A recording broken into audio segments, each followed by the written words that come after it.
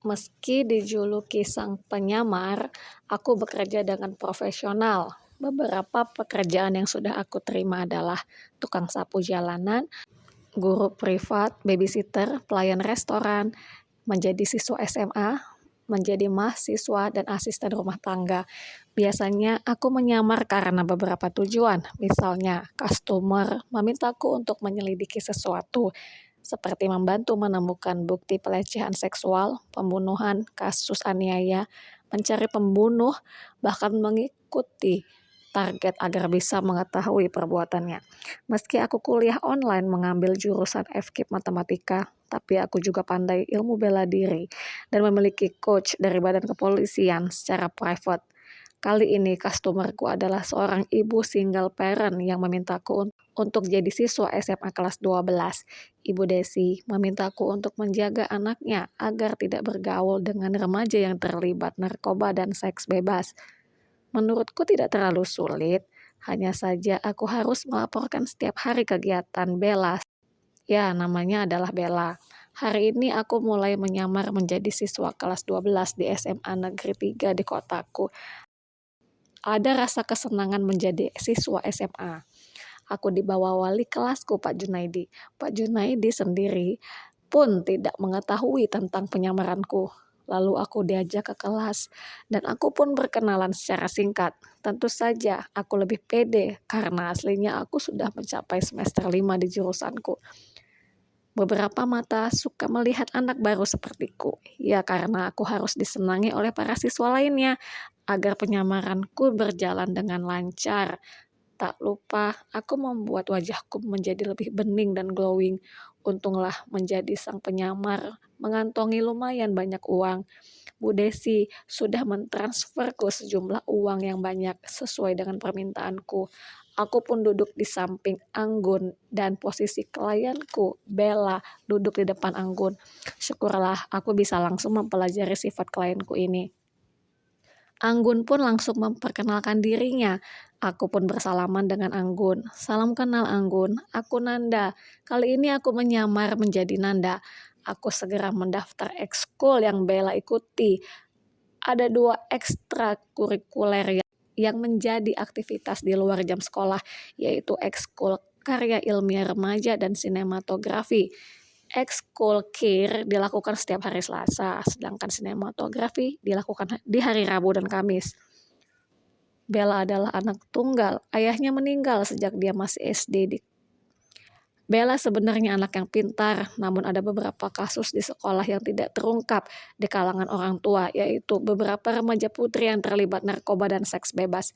Bu Desi, ibunya Bella, tidak menginginkan hal itu terjadi. Keesokan harinya, yaitu hari Selasa, ini adalah hari kedua aku menjadi siswa SMA. Hari ini aku mendapat banyak pesan di WhatsAppku, bahkan aku dapati pesan dari siswa kelas sebelah. Mungkin karena aku anak baru yang lumayan cantik, hehehe. Aku kembali pada pekerjaanku. Hari ini aku dekati Bella di kantin. Aku memilih menu yang sama dengannya. Sedikit bertanya-tanya tentang ekskul KIR yang akan aku ikuti sepulang sekolah. Bella memang sedikit pendiam. Dia tidak akan bicara jika tidak ditanya. Aku paham mengapa Bu Desi sangat khawatir dengan nasib putrinya. Selain dia cantik, badannya juga seksi. Baiklah, aku harus tetap siaga, dekat dengan klien, namun klien merasa tidak diikuti. Setelah aku amati, ada satu siswa yang selalu mengikuti Bella, yaitu Clinton.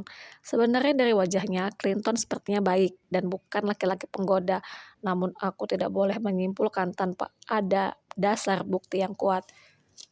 Satu orang siswa selalu memperhatikanku sejak awal masuk, yaitu Yusuf. Dia seperti yang naksir padaku dan selalu menyapaku lewat chat di WhatsApp. Terkadang dia mengajakku ke kafe dekat sekolah. Tentu saja langsung kutolak. Aku tidak mau dia minder kalau aku sudah menjadi mahasiswa. Beberapa minggu aku menyamar jadi siswa kelas 12. Belum ada informasi tentang siswa yang menggunakan narkoba atau seks bebas. Lalu aku menggunakan cara kedua, yaitu aku mendekati penjaga sekolah bernama Pak Tomo. Dia bisa jadi informan buatku. Namun sebelum aku mewawancarainya, aku berikan bingkisan sembako untuk dibawanya pulang. lalu kuselingi dengan pemberian uang sebesar 500.000 agar informasi yang kuperoleh bisa menyeluruh. Setelah aku mendapatkan informasi dari Pak Tomo, ada dua kegiatan yang menjadi pintu masuknya narkoba dan seks bebas, yaitu ekskul sinematografi dan juga ekskul fotografi. Dua kegiatan ini melibatkan orang luar yang tanpa disadari oleh siswa itu sendiri. Pak Tomo menjelaskan padaku bahwa jika para siswi mau terkenal menjadi artis di medsos, harus mengikuti instruksi dari pengajar fotografi dan sinematografi. Mereka diiming-imingi ketenaran, kecantikan, dan ratusan dolar yang mengalir di rekening para influencer. Intinya, semua siswa yang cantik bisa kaya. Dengan cara yang instan. Itu informasi dari Pak Tomo. Sebenarnya Pak Tomo sangat geram, namun oknum yang masuk di dalam kegiatan ekskul siswa selalu gonta-ganti, sehingga sulit menemukan jejak tersangka. Untuk sementara aku dapat memahami apa yang disampaikan Pak Tomo.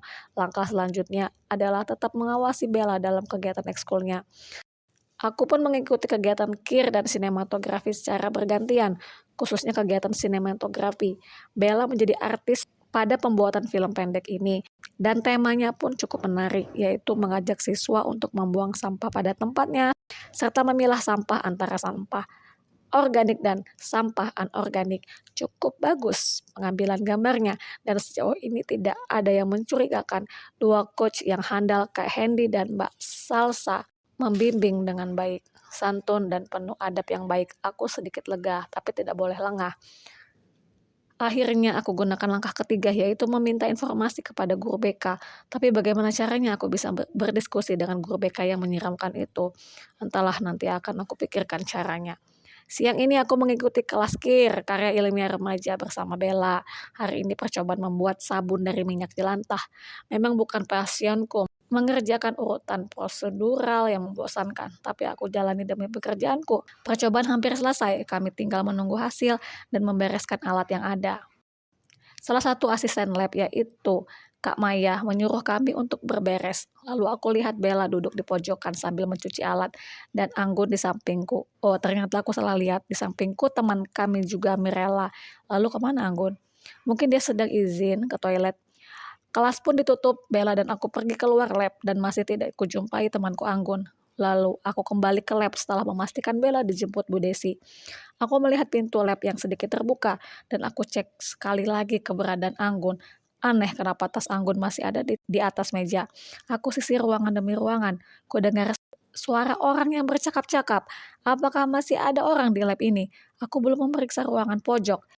Entah itu ruangan apa, suasana lab yang kosong membuatku sedikit merinding. Aku beranikan diri untuk mengetuk pintu ruangan yang ada di pojok. Namun tiba-tiba suara yang bercakap-cakap pun berhenti. Ku gedor lebih keras. "Siapa di dalam?" tanyaku nekat. Lalu seseorang dari dalam membuka kunci pintu dan tiba-tiba terdengar suara jeritan dari dalam. "Tolong aku!" Dan aku pun mendorong pintu dengan paksa. Betapa terkejutnya aku. Ternyata Anggun ada di ruangan hanya mengenakan pakaian dalam dan kondisi badan yang lemas. Dan yang menjijikkan, ternyata asisten kedua bernama Kak Wawan yang menyekap Anggun. Aku segera menahan pintu dan mencegah Wawan keluar ruangan. Ternyata sepertinya hendak melarikan diri. Aku gunakan kekuatanku untuk menahan kedua tangannya, memelintir ke belakang dan Wawan pun teriak kesakitan. "Lepaskan aku, hei!" ujar Wawan. Dan Wawan kembali memberontak dan ingin menendangku. Sekejap aku tendang lututnya dari belakang. Itulah tendangan terakhirku. Akhirnya Wawan menyerah. Aku pun menenangkan Anggun dan membesarkan hatinya agar segera keluar menggunakan pakaiannya kembali. Akhirnya polisi menyelidiki kami semua. Ternyata Anggun diberi minuman yang memabukkan di sela-sela ekskul. Aku tak menyangka motif dari Wawan dan komplotannya adalah merusak remaja dengan cara yang tidak biasa dari sisi kegiatan ekstrakurikuler. Lalu di depan kelas aku pun pamit. "Hai teman-teman, mohon maaf. Sebenarnya nama saya bukan Nanda, tapi Rianita Sukma Kumala. Saya adalah mahasiswi jurusan FK Matematika semester 5.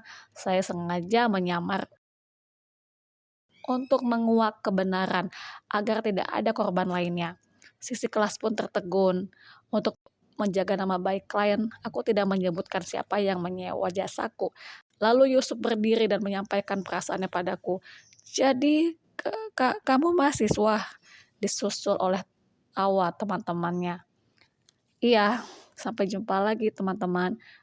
Belajarlah ya rajin dan terus semangat." Sebelum pulang, Yusuf menemuiku. "Aku akan kuliah di tempat kakak juga ya," bisiknya pelan. Sepertinya masih sulit merelakanku. Penyamaranku pun usai.